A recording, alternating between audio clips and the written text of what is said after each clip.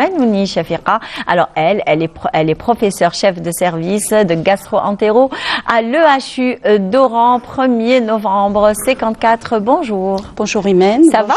Très bien, merci pour l'invitation. Ça va avec Ramadan? Alhamdoulilah, alhamdoulilah. Ramadan Moubarak à tous les Algériens, merci. À vous, à votre staff, merci. Et à tous les Algériens qui nous écoutent à l'intérieur du pays et en dehors du pays, qui sont assez nombreux de jour en jour. Oui. Alors, colopathie, troubles intestinaux, syndrome du côlon irritable, colite spasmodique. Quel que soit le nom qu'on lui donne, cette infection intestinale fait l'objet d'un très grand nombre de consultations. Alors, qu'est-ce que la colopathie? Tout d'abord, je tiens à te remercier, Imen, d'avoir choisi cette pathologie.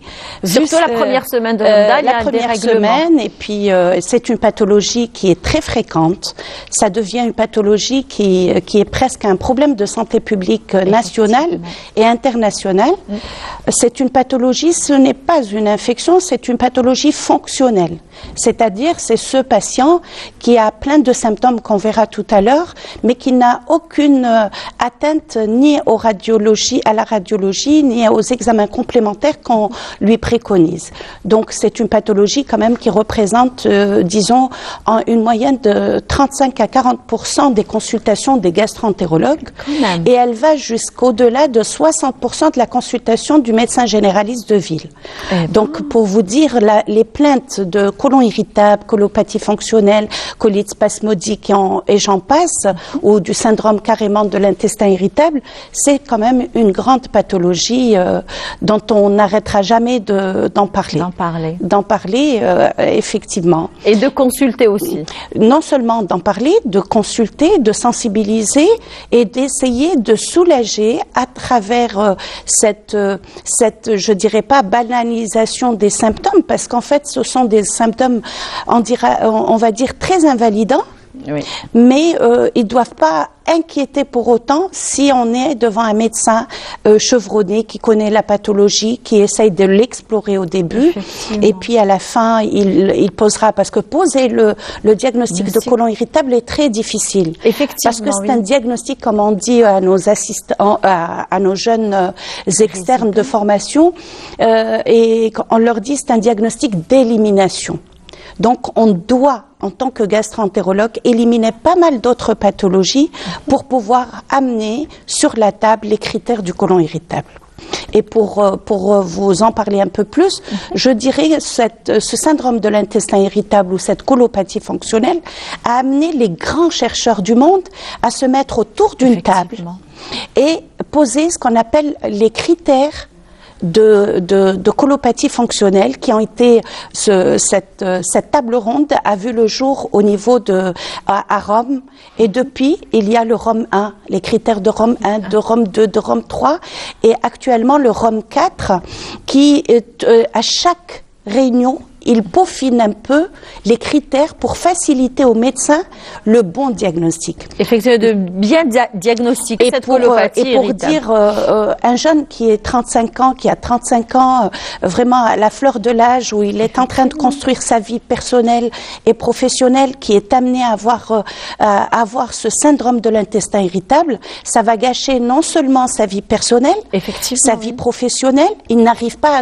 à donner le maximum de lui même dans les deux, j'allais dire, charpentes de la vie, et parfois il rate beaucoup de choses et à travers ce côlon irritable. Pourquoi? Parce que les symptômes sont assez variés. Au-delà des symptômes digestifs, donc vous, tout à l'heure on en parlait, on disait quelles sont les formes de ce syndrome de l'intestin irritable. Je dirais il y a la forme diarrhéique, la forme de constipation, la forme aussi bien diarrhée et constipation, la forme spasmodique. D'ailleurs dans les critères de Rome, il y a la douleur et un maître symptôme du diagnostic. Ce sont des douleurs pas très importantes, des flatulences, des ballonnements, mais c'est des choses qui sont chroniques. Quand on voit le malade, il te dit, moi j'ai ça depuis plus de 6 mois. C'est déjà un critère. Le plus de 3 à 6 mois est un critère de diagnostic. sans retentissement sur l'état général. C'est important. Il y en a ceux qui en souffrent depuis des années, mais ils ne se rendent pas compte, je crois, ou alors ils n'ont pas encore cette culture d'aller consulter. Écoute, donc, se rendre compte, je pense que oui, mais aller consulter, c'est des grands ils font d'ailleurs, ils font du nomadisme médical. Le colopathe, c'est un patient qui n'est jamais satisfait à la consultation et il cherche toujours ce repos digestif, ce bien-être qu'il trouve pas, même s'il va, il est pris en charge par les grands maîtres de la pathologie digestive. Effectivement. Et parfois, il attend plutôt plus une écoute. Je pense que oui, parce que généralement, d'ailleurs, on va arriver au traitement tout à l'heure, c'est que la colopathie, elle n'a pas un traitement définitif. Parce que la colopathie, ce sont des syndromes, des symptômes fonctionnels. La douleur, si vous allez me faire une douleur aiguë, est-ce que je peux la calibrer maintenant? Je pourrais pas la calibrer. Pourquoi? Parce que c'est un symptôme subjectif. Le malade, il peut tomber par terre et tenir son ventre en disant c'est une aiguë, mais le médecin n'a pas le calibrage de la douleur. Parce qu'elle est subjective et cette douleur, elle est en fonction de chaque patient. Donc, moi, je dirais, les symptômes sont des symptômes assez subjectifs. Il y a la flatulence, c'est ce ballonnement, ce mal-être digestif. Cette gêne. D'ailleurs, ils ont parlé d'inconfort digestif dans les critères. Mais parfois, b'l'arabiyat, tu vas dire à un malade, explique-moi l'inconfort. On n'a pas trouvé le synonyme dans les pays arabes de l'inconfort. Donc, on l'a remplacé par la douleur, celle qui va être comprise par le malade. Parce que inconfort, trouve-moi, qu'est-ce qu'il peut remplacer? Mal à l'aise. On va trouver toujours un mot en français qui remplace l'inconfort. Donc c'est pour ça que les critères, on les a peaufinés et on a trouvé que la douleur reste un symptôme assez fréquent. Alors, et quel est l'élément provocateur de cette colopathie irritable? Alors, je parle maintenant comment poser. J'ai dit tout à l'heure que la colopathie fonctionnelle est une pathologie qui est fonctionnelle. Ça veut dire le médecin, quand il veut poser un diagnostic, il doit avoir des critères et des éléments objectifs. Donc, je prends un scanner, je trouve la pathologie. Je prends un bilan, je trouve une anomalie. Je prends une histologie, je trouve. Alors, le colopathe, tout ça est bon chez lui. Tout ça est normal. Donc, pour dire quel est l'élément déclencheur, il s'est avéré que parfois des pathologies, une infection digestive, une parasitose, peut déclencher un côlon irritable. Comme les salmonelles, les infections digestives, ou la maladie. Il réveille la maladie le côlon irritable. Des fois, c'est dû à l'alimentation, la mauvaise alimentation. Alors, l'alimentation est un critère non déclencheur, mais plutôt de maintien de la poussée. Il maintient la poussée. C'est pour ça que le colopathe, il peut avoir des allergies digestives. C'est pour ça, parfois, il a mangé un truc, il a eu mal. Peut-être ce sont des allergies digestives que, en dehors de grandes allergies, des petites allergies à certains composants comme les colorants, les additifs, les crèmes, les produits additionnels, beaucoup de fritures qui peuvent déclencher tous ces symptômes qui vont avec, c'est-à-dire les dyspepsies hépatiques, etc. et j'en passe. Maintenant, vous allez me dire, l'élément le plus déclencheur, en fait, c'est ce conflit et ce stress que mène la société et qu'on peut mener. Donc, on a beaucoup de colopathie lors d'un déclenchement, lors d'un, j'allais dire, de ce qu'on appelle une perte d'un parent, comme la Covid a déclenché beaucoup de côlons irritables, en fait. Oui. Beaucoup de pertes de parents, de proches. Ce stress qu'on a vécu pendant 2 ans a fait renaître et multiplier nos consultations de colopathes par 2. Donc, pour vous dire que en dehors de tout ça, c'est le stress, c'est les infections et c'est le maintien par une alimentation non hygiénique, c'est-à-dire non bio, avec une hygiène défaillante sur le plan, j'allais dire, de maintien d'une alimentation équilibrée et le maintien de cette alimentation. Mais le déclencheur peut être le stress et d'autres facteurs génétique. Additionnelle qu'on comprend toujours pas. Oui, effectivement. Alors, on a parlé des symptômes. D'ailleurs, c'est une gêne, un ballonnement, peut-être des coliques, peut-être. Donc, et quelle est quelle est la solution à ces gènes? Vous savez, si vous prenez l'ordonnance du côlon irritable, elle n'est pas uniforme. Le médicament n'est pas un médicament... C'est du cas par cas. C'est du cas par cas. Dans les formes diarrhéiques, on peut donner des antidiarrhéiques, mais modérés. On arrange déjà. Déjà, il faut...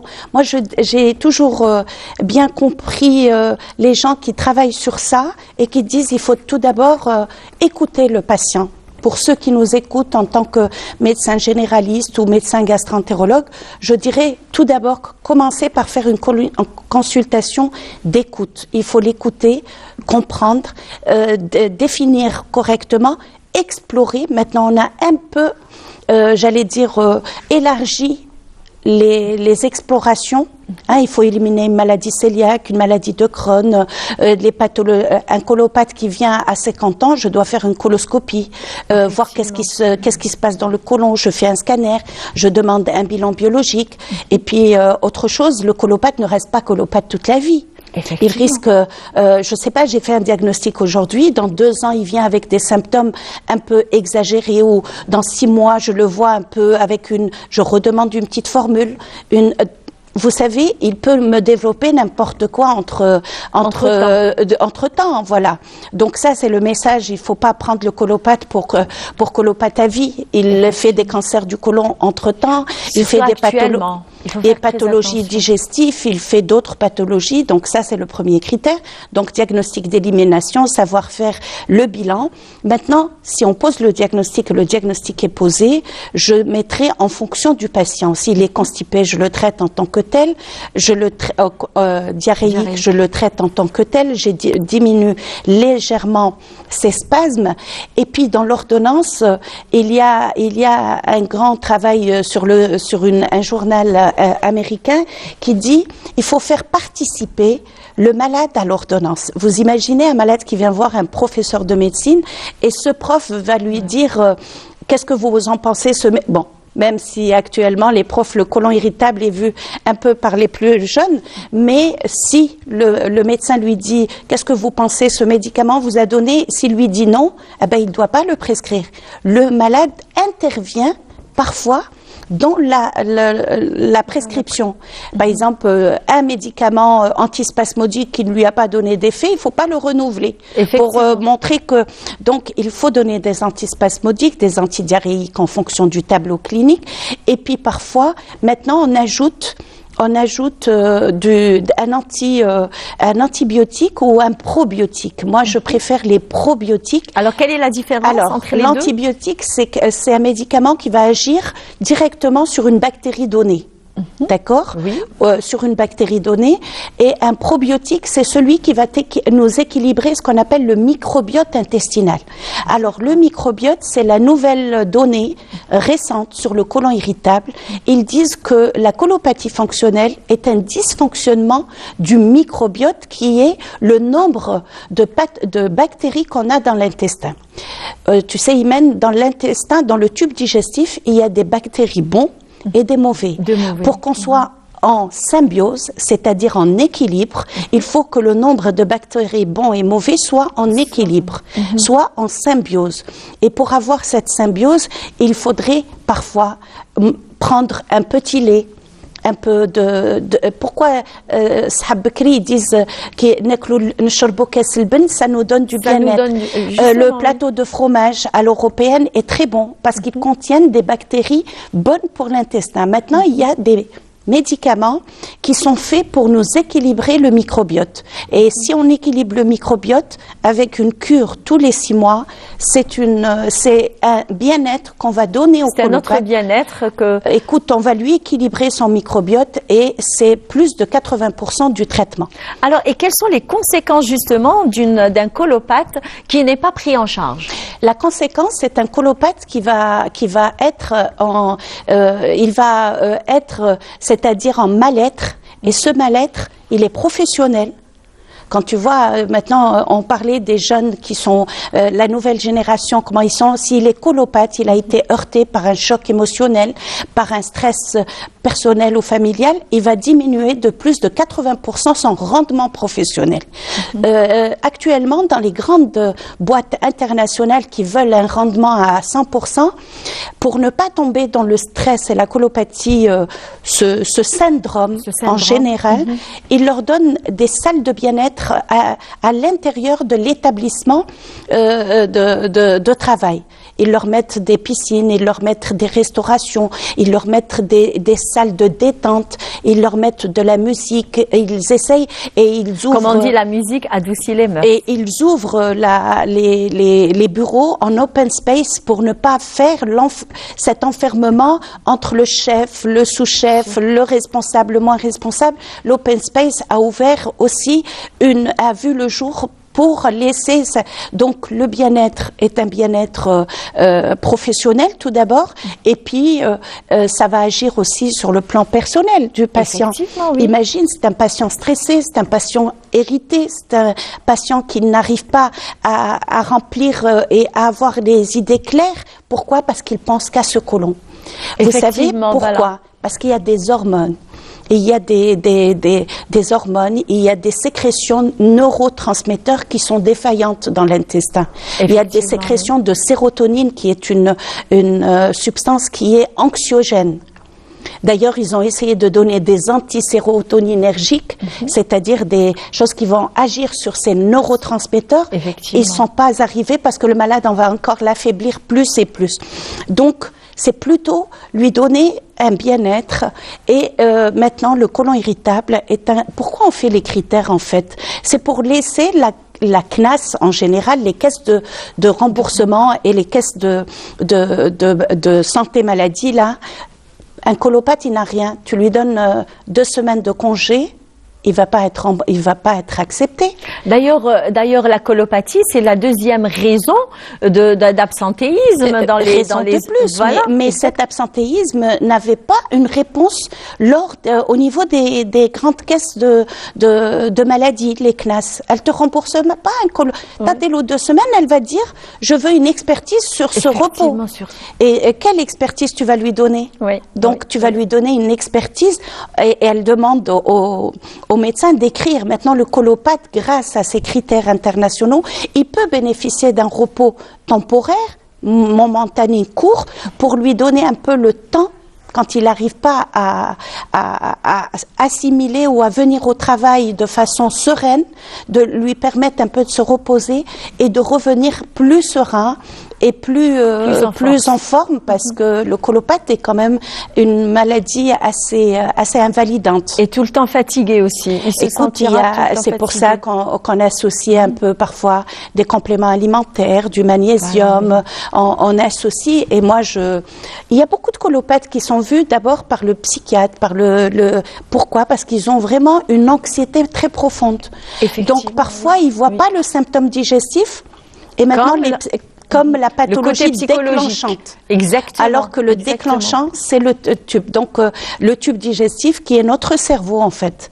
Si on cherche le cerveau, tout se passe dans la tête, c'est le tube dans la tête, effectivement. Et pourquoi on dit ça? Le jour où on a compris que notre microbiote, qui est la carte pratiquement génétique de l'être humain. Chaque être humain, il a un microbiote spécifique. Donc, ce microbiote, quand il est déficitaire ou il est déséquilibré, va déclencher certaines pathologies qu'on appelait auparavant, il y a une quinzaine d'années, on les appelait plus les pathologies somatiques. Il me casse la tête, il vient tout le temps, il revient, il fait des IRM. Ça arrive là-dedans. Meskin, il n'est pas... Et c'est pour ça que nous sommes... On dit en arabe, mouswis. Voilà, il est angoissé. Donc, ils n'arrivent pas à gérer. Maintenant, on est aidé aussi. Quand on fait le diagnostic, à côté, chez moi, on a la psychologue qui le maintient, qui Très maintient, qui le voit, qui lui permet un peu de discuter et tout. Donc, je pense que la psychologue est un élément très important dans la prise en charge de la colopathie. Très bien, merci beaucoup, professeur Manouni, c'était un plaisir. Donc, certainement, on aura à vous recevoir dans d'autres occasions et pour parler d'autres pathologies en relation justement avec tout ce qui est gastrique et entérologie. Mais surtout, alors la prochaine fois, peut-être qu'on pourrait aborder éventuellement le sujet de la maladie de Crohn. Oui. D'ailleurs, c'est une pathologie qui est très répandue actuellement, qui est pratiquement mal géré par les malades déjà, et quand on arrive à l'hôpital, quand on arrive chez le médecin, donc des fois on est à un stade vraiment très avancé et on abordera ce sujet certainement avec professeur Manouni. Merci beaucoup et bonne journée. Donc ça vous arrive de faire d'aller au marché pour acheter quelques bons légumes? Écoute, c'est la femme algérienne, en fait, c'est une femme à plusieurs fonctions. On est tout terrain. Donc, c'est ce que je dis. On jette la blouse blanche à l'hôpital et on remet une autre blouse colorée pour nos enfants, pour notre famille. Et puis, le challenge de la femme algérienne, c'est généralement de gérer les deux. Gérer, et puis on est tout le temps en train de vouloir faire plaisir à notre famille. Exactement. Moi, je me dis, j'avais une amie à l'étranger, quand elle voit qu'on sert nos hommes, qu'on les sert, qu'on leur met, et qu'ils sont, voilà, tout le monde est, donc on revient à notre vie normale. Effectivement. Et le marché, c'est quel plaisir d'aller au marché. D'aller acheter de bons légumes, de bons fruits. Alors, je vous donne envie je vous donne quelques idées quand même. Hein. Alors, pour avoir un peu plus d'idées, alors, professeur Manouni, je vous emmène avec moi à la découverte. D'ailleurs, c'est un marché que vous connaissez certainement. Donc, c'est un sujet signé Sofiane Moqnine et lecture de Salim Skandar. Alors, on ira voir un petit peu ce qui se passe du côté de Christelle. Oui, Christelle. Et on se retrouve juste après.